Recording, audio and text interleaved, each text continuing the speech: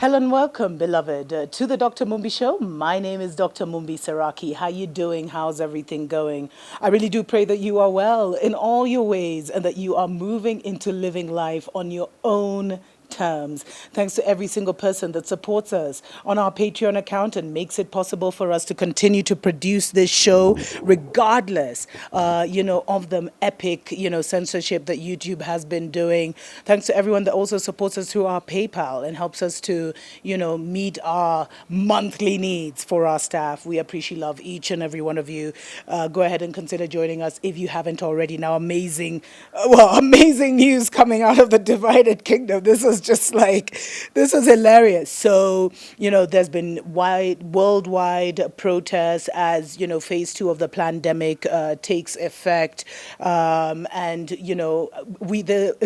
it started, of course, with George Floyd's murder.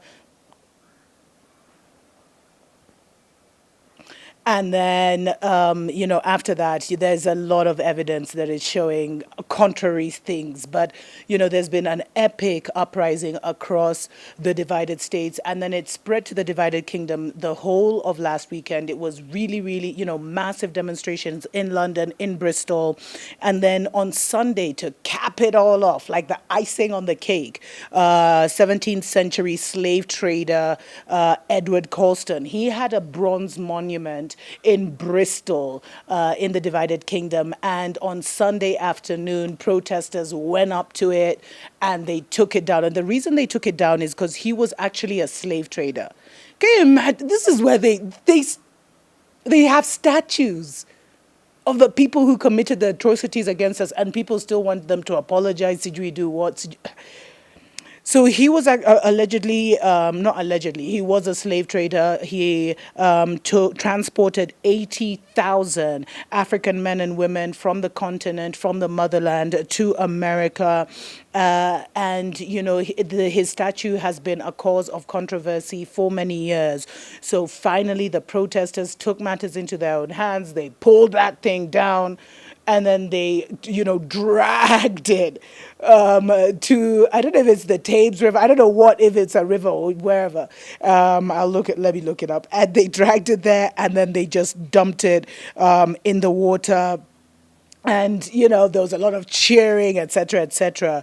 And, for us who think that this thing of, because a lot of people say, oh, slavery happened way before our time. Like, it's not even an issue. I don't know, blah, blah, blah. Racism is a non-issue in 22. First of all, I think, the whole George Floyd situation has proved wrong.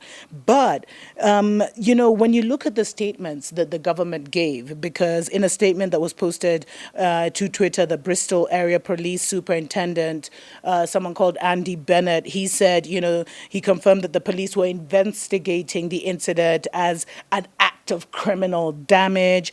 Home Secretary Priti Patel criticized the protesters for tearing the statue down, calling it utterly disgraceful. Who's utterly disgraceful? The act?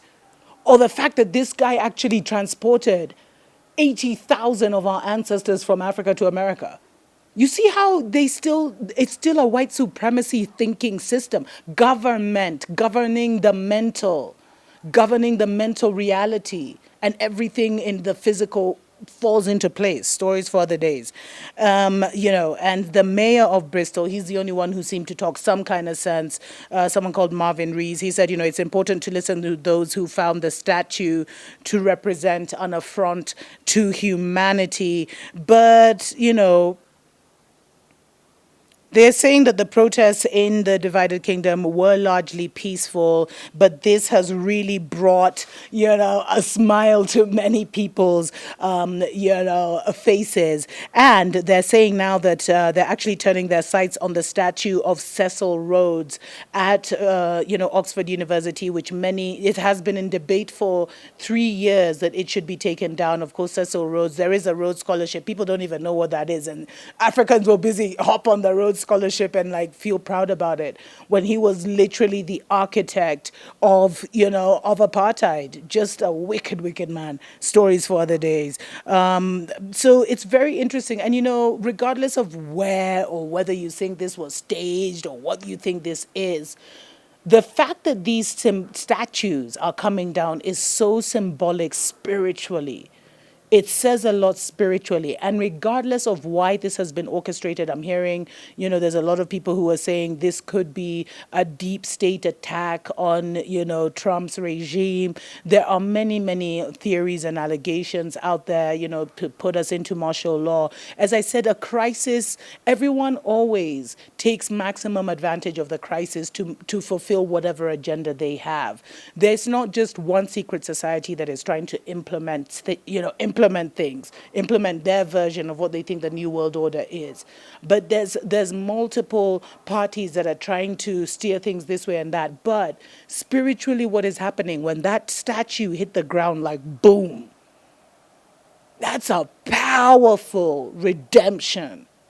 And I'm telling you, as much as we're focusing physically on what's happening here, what's happening spiritually and the spiritual warfare that I've been talking about for so long on this channel, it is happening in earnest. But what you're seeing is our side is winning. And it cannot be hijacked. But that's why you have to be wise. You have to plan. You have to seek the Most High on whether you should be out there in the streets or whether you should be at home strategizing, planning, preparing your children for what is coming next. Anyway, tuko pamoja.